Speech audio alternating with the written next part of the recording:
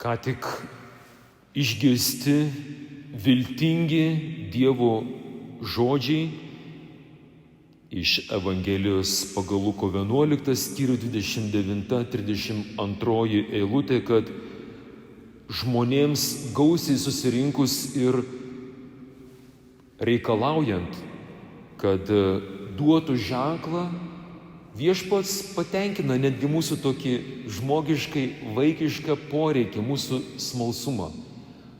Apie kokį ženklą šiandien mes galime kalbėti, kai esam susirinkę Šiluvos šventovėje, ir noriu pranešti tikrai gerą žinią per visas mass media, ir manau, kad pirmoji tą gerą žinią šiandien ištransliuoja mano mylimas radijas, Marijos radijas.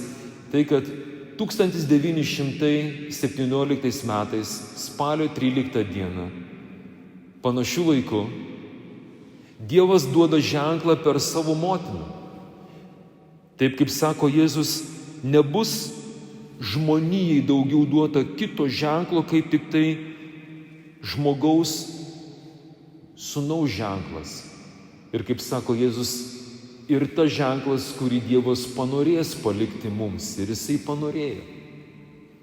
Praeitame šimtmetyje, pačioj amžiaus pradžioj, kai buvo situacija labai panaši tai, kas dabar darosi šiandien pasaulyje.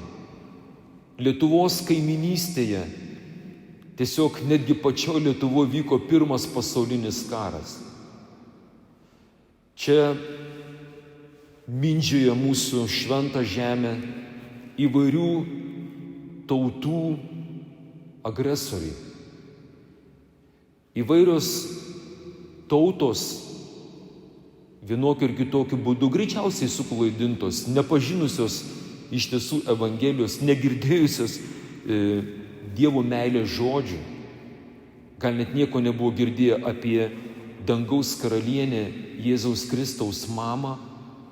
Jie mus trypė, mus, Dievo vaikus, kurie esam lietuvių tautos, kurie gyveno šitoje nuostabioje Lietuvoje. Tai ir žydai, ir rusai, ir mūsų baltarusai, ir ukrainiečiai, visų tautų žmonės. Tai Lietuvos gyventojai. Taip pat buvo trypiami visi tie, kurie nešiojo garbingą krikščionio vardą ne tik Lietuvoje, bet ir Portugalijoje. Tas raudonasis bolševizmo arba socializmo maras buvo apėmęs tuometinį visą pasaulį. Spalio 13 diena. Paskutinis mergelės Marijos stebuklingas apsireiškimas, tas ženklas skamba štai taip. Noriu, kad jūs dabar išklausytumėt, kasgi tenais įvyko, kaip tas ženklas skambėjo žiniasklaidoj per tuometinę Marijos dangaus radiją. Spalio 13 diena. Per visą naktį lijo. Išaušusi diena taip pat buvo lietinga, o žemė dumblina ir klampi. Į Kovo de Iriją, į šitą kalną, susirinko apie 70 000 žmonių.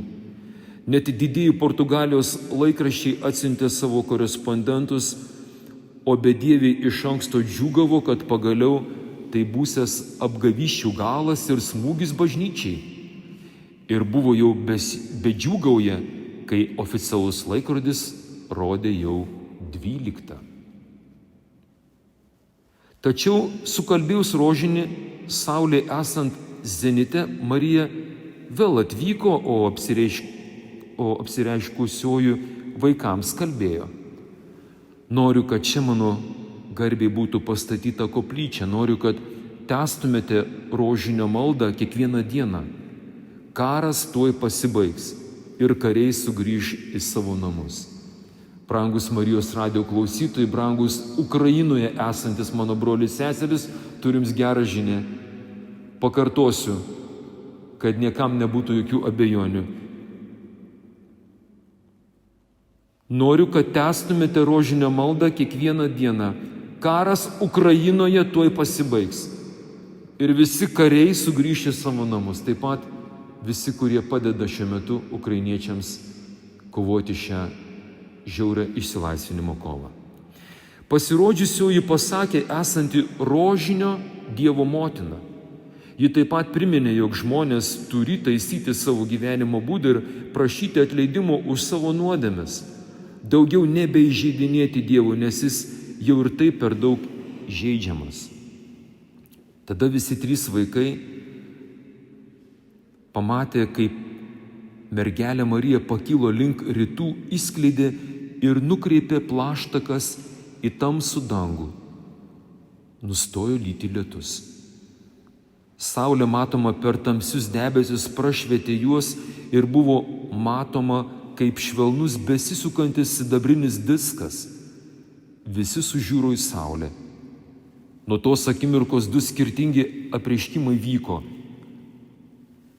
Regėtoja Liucija prisimena, kad Saulė tapo blyški kaip mėnulis, jos kairėje pasirodė šventas Juozapas su kūdikėliu Jėzumi ant kairės rankos. Šventas Juozapas ir kūdikėlis buvo matomi tik iki krūtinės. Jie laimino pasaulį rankomis atlikdami kryžiaus ženklą. Švenčiausia mergelė Marija stovėjo Saulės dešinėje, apsirengusi mėlynu ir baltu drabužiu, kaip rožinio karalienė. Kūdikėlis buvo raudonais rūbais. Po to švenčiausios mergelės Marijos drabužių spalva pasikeitė, jie tapo violetiniai, kaip skausmingosios motinos. Regėtojui Liucijai ji dar kartą pasirodė rudu Karmelio kalno mergelės drabužiu. Vaikams ekstazė stebint šią viziją didžiulė minia tuo metu stebėjo kitą nepaprastą Saulės reiškinį. Ji pakeitė spalvą. Žmonės galėjo lengvai į ją žiūrėti. Po to pradėjo visomis kryptimis žarstyti įvairių spalvų spindulius. Toji Saulė nuspalvindama žmonės žemę ir augmeniją. Pasibaigus Saulės spinduliavimui pradėjo Saulės zigzagais skristi žemyn kaip ugnies kamuolys. Išsigandę žmonės ėmė šaukti, puolė ant kelių į purvyną, prašydami Dievo motiną jų pasigailėti. Kai Saulė nurimo ir grįžo į savo vietą, visi pastebėjo, kad jų nuo lietaus permirkę drabužiai buvo visiškai sausi. Tas Saulės stebuklas buvo matomas kelių kilometrų spinduliu, todėl net Fatimos gatvėse žmonės verkė ir šaukė, laukdami pasaulio pabaigos. Taip menko tikėjimo žmonių akivaizdoje Saulė pagerbė dangaus ir žemės karalienę. Kai kurias paslaptis, kurias vaikai, pranukas Jacinta ir Liucija patyrė vizijose, Dievo motina vėliau apreiškė atskirai Liucijai ir leido viešai paskelbti tik po daugelio metų. Pasibaigus Marijos apsireiškimams Fatimoje vaikai karštai meldėsi ir kitiems aiškino, kad savo malda nori paguosti ir nuraminti įžeistą Jėzų. Štai taip atrodo šiandien išsipildžiusi rašto vieta iš Luko Evangelijos 11 skyriaus 29-32 eilutės. Tiesiog sveikinu visus Lietuvos gyventojus sulaukus šios nuostabios spalio 13-osios, kuri irgi kaip ženklas šiandien visiems mums, tie, kurie yra paskirti būti tautos vadovais, dvasiniais ir politiniais, kad nejuokautumėm. Viešpats nėra Vasia. Mergelė Marija nėra šiaip savo kažkoks kūrinėlis, kurį galima pastumdyti ir pasišaipyti.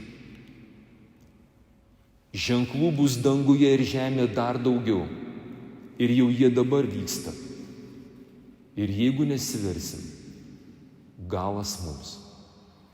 Tačiau, kaip sako šiandien Dievo žodis, tai yra geroji žinia, sako, nebijokit. Žmogaus sūnus per savo mamą, per savo bažnyčią ir toliau kalba, ir toliau vyksta ir kviečia visus Lietuvos gyventojus, kurie esate Lietuvoje, esate išvykę, kiekvieną mėnesį. Iš 12 į 13 naktį dalyvaukite nuostabiam apreiškimo išsipildymo ženkle, adoracijai, Dievo akivaizdoje. Ar čia Šilovoje, ar savo bažnyčiose tiesiog pradžiuginkim Viešpatį, kad išgirdom žodį ir kad su galinga rožančiaus malda bus nugalėti visi kataklizmai, bus laimėti visi karai Dievo garbei ir šloviai. Amen.